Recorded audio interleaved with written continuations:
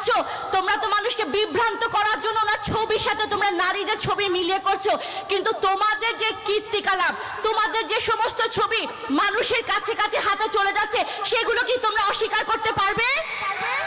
কেন তোমরা মিথ্যাচার করো?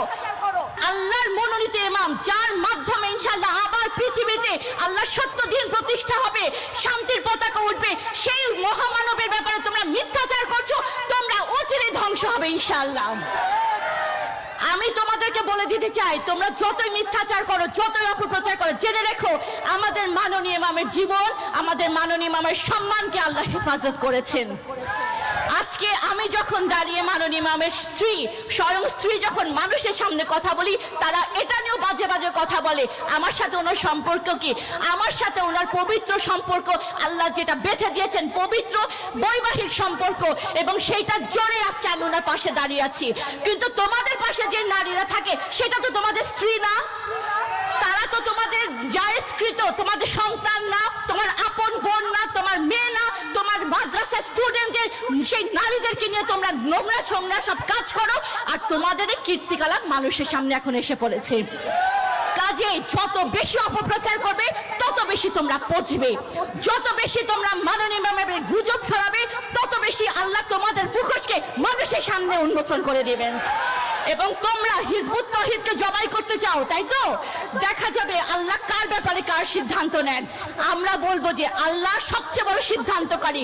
আল্লাহ যখন দেখেন যে তার মহাসত্য, সত্যের পথে যারা বাধা হয়ে দাঁড়ায়, তাদের ব্যাপারে আল্লাহ নিজেই ফয়সালা করবেন, আমাদের করার প্রয়োজন হবে না ইনশাআল্লাহ। এই মহামানব যিনি নিজের জীবনকে উৎসর্গ করে সমস্ত বিপদকে মাথায় তুলে আল্লাহর দ্বীনকে প্রতিষ্ঠা করতে নেমেছেন, দুয়ারে দুয়ারে যাচ্ছেন, এই কাজ তোমাদের করার কথা ছিল। তোমরা নিজেদেরকে নায়েবে নবী বলো, ওরাসাতুল আম্বিয়া বলো, তোমরা নিজেদেরকে আলেম বলে দাবি করো, তোমরা সর্বোচ্চ জ্ঞানী, ভুলে যাও না সর্বোচ্চ জ্ঞানী হচ্ছেন আল্লাহ রাব্বুল আলামিন। তোমরা যে জ্ঞান হাসিল করেছো সেটা হচ্ছে মাদ্রাসার জ্ঞান, এবং এই মাদ্রাসা প্রতিষ্ঠা করেছে ব্রিটিশরা। ব্রিটিশদের শিক্ষা নিয়ে সেই ইসলাম পালন করে নিজেদেরকে আলেম বলো, সেই আলেম বলো। আজকে হিজবুত তাওহীদের একটা মুজাহিদের সামনে তো তোমরা দাঁড়াতে পারো না, তোমরা তো আদর্শিকভাবে পরাজিত।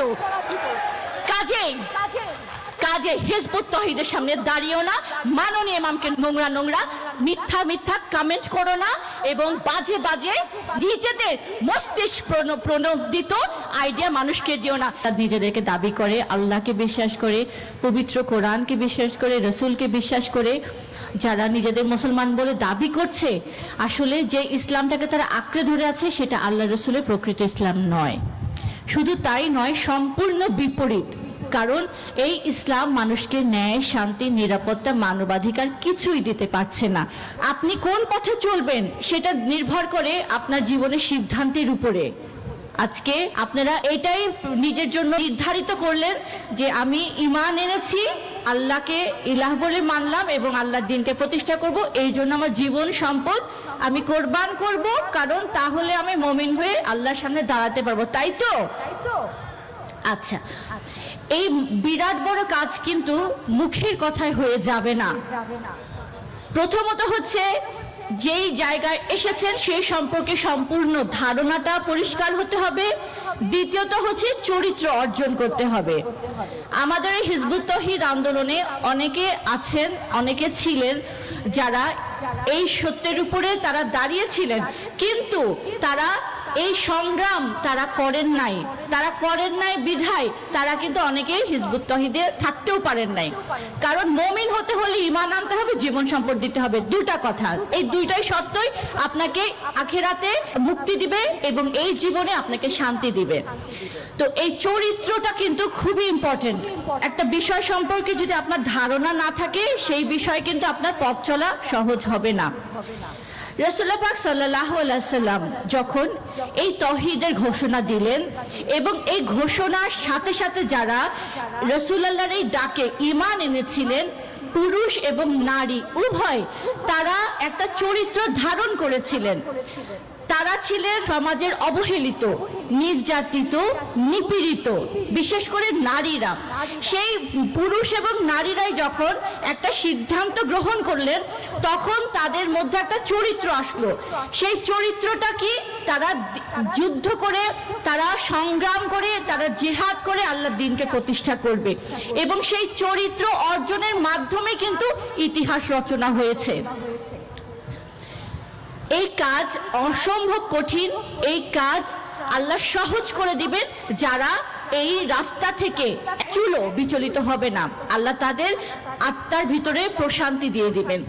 রাসূল পাক সাল্লাল্লাহু আলাইহি ওয়াসাল্লামের নারীরা যারা পুরুষদের পাশে থেকে প্রত্যেকটা অন্যায়ের বিরুদ্ধে সংগ্রাম করেছিলেন, সেই নারীদের ত্যাগ, কোরবানি, সংগ্রামের বিনিময়ে কিন্তু কিছু কিছু নারী আসহাবদের ইতিহাস আমরা এখনো ইতিহাসের পাতায় খুঁজে পাই।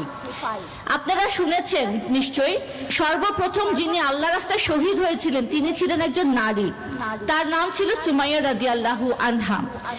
তিনি আবু জাহেলের অত্যাচার সহ্য করতে পারছিলেন না। আবু জাহেলের একটাই কথা ছিল, তুমি বলো তুমি লা ইলাহা ইল্লাল্লাহতে নাই, তুমি আমাদের মূর্তি যাদেরকে আমরা পূজা করি তাদের অনুসরণ করবে।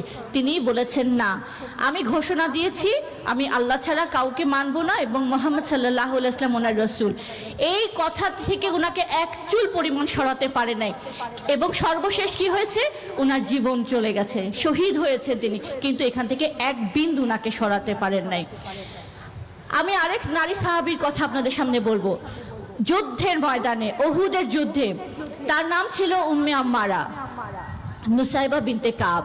তিনি সেখানে গিয়েছিলেন যুদ্ধের ময়দানে সবাইকে পানি সরবরাহ করতে, কিন্তু যখন দেখলেন যে যুদ্ধের পরিস্থিতিটা একটু মুমিনদের বিরুদ্ধে চলে যাচ্ছে এবং আল্লাহর রাসূল সেখানে আক্রান্ত হচ্ছেন, তখন তিনি সেই পানির মশক ফেলে দিয়ে তিনি হাতে তলোয়ার নিয়ে আল্লাহর রাসূলকে সেভ করার জন্য তিনি যুদ্ধ করেছেন, এবং যুদ্ধ করতে করতে তিনি তার একটা হাতও সেদিনকে হারিয়েছিলেন, কিন্তু সেখান থেকে তিনি সরেন নাই। হযরত আবু বকরের মেয়ে আসমা বিনতে আবু বকর, আল্লাহ রসুল যখন হিজরত করে মদিনাতে যাচ্ছিলেন তখন আল্লাহ রসুল অনেকদিন গুহায় ছিলেন। স্বাভাবিকভাবে ওনার উপর এত নির্যাতন, এত অত্যাচার চলছিল যে আল্লাহ রসুলকে যেখানে পাবে সেখানেই তারা হত্যা করার সিদ্ধান্ত নিয়েছে। তখন হযরত আবু বকর সহ অনেকেই রাসূলুল্লাহর সাথে সেখানে গুহায় অবস্থান করছিলেন। আসমা বিনতে আবু বকর তিনি সেই গুহায় যেতেন আল্লাহ রসুল এবং ওনার আব্বার জন্য খাবার নিয়ে। খাবার সবার সামনে কিভাবে নিবে, সবাই তো দেখে ফেলবে। আবু জাহেল ওনাকে বারবার প্রশ্ন করছে, বলো মুহাম্মদ কোথায় সাল্লাল্লাহু আলাইহি ওয়াসাল্লাম, কিন্তু তিনি একবারের জন্য বলেন নাই। কোমর থেকে তিনি ওড়নাকে ছিঁড়ে নিয়ে সেই ওড়নার মধ্যে খাবার নিয়ে আল্লাহ রাসূলের কাছে পৌঁছে দিতেন। রাসূল পাক সাল্লাল্লাহু আলাইহি ওয়াসাল্লামের প্রথম স্ত্রী আম্মা খাদিজার কথা শুনেছি, তিনি খুবই ধনী একজন নারী ছিলেন এবং তিনি সেখানে সেই সমাজে প্রতিষ্ঠিত একজন ব্যবসায়ী ছিলেন। আল্লাহ রসুল যখন নবুয়ত পেলেন, তিনি যখন বুঝতে পারলেন যে রাসূলুল্লাহর উপরে নবুয়ত এসেছে এবং দ্বীন প্রতিষ্ঠার কাজ আল্লাহ রসুলের উপরে আল্লাহ নির্ধারণ করেছেন, তখন সেই সংগ্রামে রাসূল পাক সাল্লাল্লাহু আলাইহি ওয়াসাল্লামের পাশে থেকে তিনি তার সম্পদ দিয়ে, তার টাকা পয়সা দিয়ে, সব কিছু দিয়ে রাসূল পাক সাল্লাল্লাহু আলাইহি ওয়াসাল্লামকে তিনি সাহায্য করেছেন দ্বীন প্রতিষ্ঠা করার জন্য। এইভাবে প্রত্যেকটা সময়ে, প্রতিটা ঘটনায় নারীদের অনেক বড় একটা ভূমিকা ছিল। কাদেশিয়া যুদ্ধেতে সেখানে খানসা বিনতে আমর রাদিয়াল্লাহু আনহা, তিনি একজন সাহাবী ছিলেন। সেই কাদেশিয়া যুদ্ধে তিনি একজন নয়, দুইজন নয়, তিনি তার চারটা পুত্র সন্তানকে আল্লাহ রাস্তায় শহীদ করেছিলেন। এবং সেখানে যখন তারা জীবন দিয়ে আল্লাহর দ্বীনকে প্রতিষ্ঠা করার জন্য তারা শহীদ হয়, তখন তিনি একটা কথা বলেছিলেন, আলহামদুলিল্লাহ, আল্লাহ আমার পুত্রদেরকে কবুল করেছেন শহীদ হিসাবে। আমার যদি আরো পুত্র সন্তান থাকতো আমি তাদেরকেও আল্লাহ রাস্তায় এভাবে এগিয়ে দিতাম, তারা যেন শাহাদাত যেন তারা পেত। অর্থাৎ যুগে যুগে, কালে কালে, প্রত্যেকটা সময় নারীদের ভূমিকা ছিল অসামান্য। আল্লাহর দ্বীনকে প্রতিষ্ঠা করার জন্য তারা সর্বোচ্চ ত্যাগ করে, সর্বোচ্চ কোরবান করেছেন বলে আজকে ইসলাম নামের এই ধর্মটা পৃথিবীতে এখনো বহাল আছে। 1400 বছর চলে গেছে, আল্লাহ রসুলের সেই আদর্শ সবাই ত্যাগ করেছে, আল্লাহ রসুলের সেই জিহাদ ত্যাগ করেছে, দ্বীন প্রতিষ্ঠার সেই সংগ্রাম ত্যাগ করেছে। আজকে হিজবুত তৌহিদ আবার পৃথিবীতে আবির্ভূত হয়েছে সে দিশেহারা মানুষকে আবারও তাদের লক্ষ্যে ফিরিয়ে দিতে।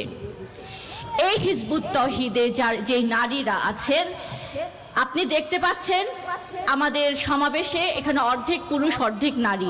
আমাদের এই আন্দোলনের প্রত্যেকটা কাজে নারীরা পুরুষদের পাশে থেকে এই সংগ্রাম করছেন। তারা তাদের স্বামীদেরকে এগিয়ে দিচ্ছেন, তাদের সন্তানদেরকে আল্লাহর এই দ্বীনের এই আদর্শে গড়ে তুলছেন। তারা নিজেরা সংগ্রাম করছেন, অর্থ দিয়ে, সম্পদ দিয়ে, সময় দিয়ে, সংসার করে, যেভাবেই সম্ভব তারা এই আল্লাহর দ্বীনকে প্রতিষ্ঠা করার জন্য তারা একইভাবে ভূমিকা রাখছেন যেভাবে রাসূল পাক সাল্লাল্লাহু আলাইহি ওয়াসাল্লামের নারী আসহাবরা রেখেছিলেন। আমাদের সম্পর্কে অনেক অপপ্রচার আছে, আমাদের সম্পর্কে অনেক মিথ্যাচার আছে, গুজব রটনা করছে। কারা করছে আপনারা জানেন। সোশ্যাল মিডিয়াতে দেখবেন, বিভিন্ন মসজিদে দেখবেন, মাদ্রাসায় দেখবেন, হিজবুত তৌহিদের ব্যাপারে মিথ্যা অপপ্রচার চালিয়ে যাচ্ছে।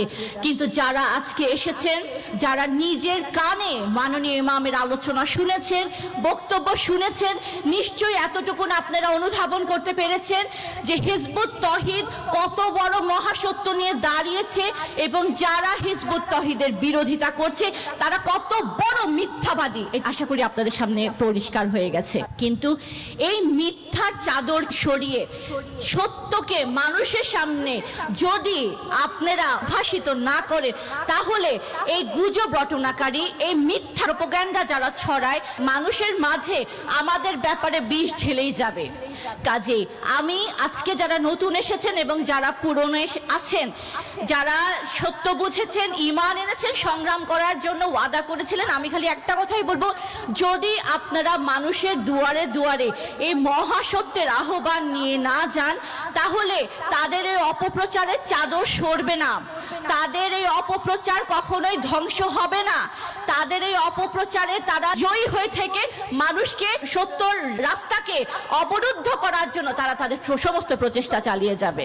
আমি আপনাদেরকে আহ্বান করব যে নারীরা নতুন এসেছেন এবং যারা পুরনো এসেছেন, আপনারা আগামীকাল থেকে ইনশাল্লাহ এই মহাসত্য মানুষের দুয়ারে পৌঁছে দিবেন। কে আসলো কে আসলো না সেটা আমাদের দেখার বিষয় না। যে আমাদের ব্যাপারে মিথ্যাচার, কি পরিমাণ মিথ্যাচার করছে সেটা আসলে আপনারা ফেসবুক খুললে দেখতে পারবেন। মাননীয় ইমাম যখন এক একটা মিটিং করেন, এরকম সমাবেশ করেন, জনসভা করেন, জুম্মায় তিনি খুতবা দেন, এরকম অনেক নতুন ভাইয়েরা আসেন, সেখানে এসে সমস্ত বক্তব্য শোনার পরে বলে, মাননীয় ইমামের হাতে হাত রেখে বলে, তারা অশ্রুসিক্ত হয়ে কথা বলেন, মাননীয় ইমাম আমাকে ক্ষমা করবেন, এতদিন পর্যন্ত আপনার সম্পর্কে যেই পরিমাণ মিথ্যাচার আমি শুনেছি সেগুলোকে আমি বিশ্বাস করেছিলাম। আমি বিশ্বাস করতাম যে আপনি ইসলামের বিরুদ্ধে দাঁড়িয়েছেন, আমি বিশ্বাস করতাম যে আপনি মানুষকে পথভ্রষ্ট করছেন। সেই জায়গা থেকে আমি আপনার বিরুদ্ধে মিথ্যা মিথ্যা নোংরা নোংরা কমেন্ট করতাম। আজকে আপনি আমাকে ক্ষমা করবেন। আমি ঈমান আনলাম এবং আমি শপথ নিলাম এই মিথ্যাকে ধ্বংস করে আল্লাহর দ্বীনকে প্রতিষ্ঠা করার জন্য আমি আমার জীবন, আমার সম্পদ সবকিছু কোরবান করার জন্য রাজি। এরকম কিন্তু রাসূলুল্লাহ দরবারেও হতো। রাসূলুল্লাহ সম্পর্কে মিথ্যা গুজব রটিয়ে দিত, তিনি হচ্ছেন জাদুঘর, তিনি মানুষের সংসার নষ্ট করছেন, ধ্বংস করছেন, ঈমান নষ্ট করছেন, এইভাবে মানুষকে রাসূলুল্লাহর কাছে আসা থেকে দূরে রাখতো। কিন্তু যখন যারা রাসূলুল্লাহর সান্নিধ্যে এসেছেন, যখন রাসূলুল্লাহর বক্তব্য শুনেছেন, তারা দেখেছেন যে এতদিন পর্যন্ত যে কথাগুলো শুনেছেন এবং আল্লাহ রাসূলের পবিত্র মুখ থেকে যে কথাগুলো শুনলেন সম্পূর্ণ বিপরীত, এবং এটাই হক, এটাই সত্য, এটাই হওয়া উচিত। এইভাবেই তারা ঈমান এনেছেন, জীবন দিয়েছেন। তো এইভাবে আমাদের সম্পর্কে যখন মিথ্যাচার করছে, আপনারা হয়তোবা দেখেছেন যে মাননীয় ইমামকে, আমাদের মাননীয় ইমাম যিনি হচ্ছেন আমাদের এই আন্দোলনের মুকুট, ওনার হুকুমে আমরা আমাদের জীবন সম্পদ কোরবান করার জন্য সারাক্ষণ প্রতিজ্ঞা নিচ্ছি। সেই মাননীয় ইমামকে নিয়ে খুবই মিথ্যা মিথ্যা নোংরা নোংরা কিছু ছবি বানাচ্ছে তারা। কেমন ছবি তারা বানাচ্ছে? মাননীয় ইমামকে নিয়ে AI জেনারেটেড কিছু পিকচার্স, যেখানে মাননীয় ইমাম এবং অনেকগুলো নারী অশ্লীল ভাবে ছবি বানিয়ে তারা প্রচার করছে যে হিজবুত তৌহিদের ইমামের চরিত্র দেখো, হিজবুত তৌহিদের ইমাম শুধু নারীদেরকে নিয়েই থাকে, হিজবুত তৌহিদের ইমাম নারী ছাড়া কিছু বুঝে না। এই বাজে বাজে গালি দিয়ে বলছে যে একে হত্যা করা হচ্ছে সবার জন্য ফরজ। 2 দিন আগেও তারা এরকম ঘোষণা দিয়েছে, বড় সমাবেশ করে বলেছে আমাদেরকে নাকি জবাই করাই হচ্ছে এখন সবচেয়ে বড় কর্তব্য। তাহলে তাহলে সব ঠান্ডা হয়ে যাবে। তো এই যে মাননীয় ইমামের ছবি নিয়ে বিকৃত করে এআই দিয়ে জেনারেট করে তারা যে মিথ্যাচারগুলো করছে, আজকে যারা এই আলেম নামধারী তাদের কুকীর্তি, তাদের মাদ্রাসাতে বালাৎকার, ধর্ষণ, এটা কি আর এখন লুকানো আছে? এটা কি মানুষের চোখের সামনে এখন আর আসে নাই? আমি তাদেরকে বলতে চাই, আমাদের মাননীয় ইমামের সম্পর্কে তোমরা যে মিথ্যাচারটা করছো, তোমরা তো মানুষকে বিভ্রান্ত করার জন্য ওনার ছবির সাথে তোমরা নারীদের ছবি মিলিয়ে করছো, কিন্তু তোমাদের যে কীর্তিকলাপ, তোমাদের যে সমস্ত ছবি মানুষের কাছে কাছে হাতে চলে যাচ্ছে, সেগুলো কি তোমরা অস্বীকার করতে পারবে? কেন তোমরা মিথ্যাচার করো? আল্লাহর মনোনীত ইমাম, যার মাধ্যমে ইনশাআল্লাহ আবার পৃথিবীতে আল্লাহর সত্য দিন প্রতিষ্ঠা হবে, শান্তির পতাকা উঠবে, সেই মহামানবের ব্যাপারে তোমরা মিথ্যাচার করছো, তোমরা অচিরে ধ্বংস হবে ইনশাআল্লাহ। আমি তোমাদেরকে বলে দিতে চাই, তোমরা যতই মিথ্যাচার করো, যতই অপপ্রচার করো, জেনে রেখো আমাদের মাননীয় ইমামের জীবন, আমাদের মাননীয় ইমামের সম্মানকে আল্লাহ হেফাজত করেছেন। আজকে আমি যখন দাঁড়িয়ে মাননীয় ইমামের স্ত্রী, স্বয়ং স্ত্রী যখন মানুষের সামনে কথা বলি, তারা এটা নিয়েও বাজে বাজে কথা বলে। আমার সাথে ওনার সম্পর্ক কি? আমার সাথে ওনার পবিত্র সম্পর্ক, আল্লাহ যেটা বেঁধে দিয়েছেন পবিত্র বৈবাহিক সম্পর্ক, এবং সেইটার জোরে আজকে আমি ওনার পাশে দাঁড়িয়ে আছি। কিন্তু তোমাদের পাশে যে নারীরা থাকে, সেটা তো তোমাদের স্ত্রী না, তারা তো তোমাদের জায়েজকৃত, তোমাদের সন্তান না, তোমার আপন বোন না, তোমার মেয়ে না, তোমার মাদ্রাসা স্টুডেন্টদের সেই নারীদেরকে নিয়ে তোমরা নোংরা সোংরা সব কাজ করো, আর তোমাদের এই কীর্তিকলাপ মানুষের সামনে এখন এসে পড়েছে। কাজে যত বেশি অপপ্রচার করবে তত বেশি তোমরা পচবে, যত বেশি তোমরা মাননীয় ইমামের গুজব ছড়াবে তত বেশি আল্লাহ তোমাদের মুখোশকে মানুষের সামনে উন্মোচন করে দেবেন। এবং তোমরা হিজবুত তাওহীদকে জবাই করতে চাও, তাই তো? দেখা যাবে আল্লাহ কার ব্যাপারে কার সিদ্ধান্ত নেন। আমরা বলবো যে আল্লাহ সবচেয়ে বড় সিদ্ধান্তকারী। আল্লাহ যখন দেখেন যে তার মহাসত্য, সত্যের পথে যারা বাধা হয়ে দাঁড়ায়, তাদের ব্যাপারে আল্লাহ নিজেই ফয়সালা করবেন, আমাদের করার প্রয়োজন হবে না ইনশাআল্লাহ।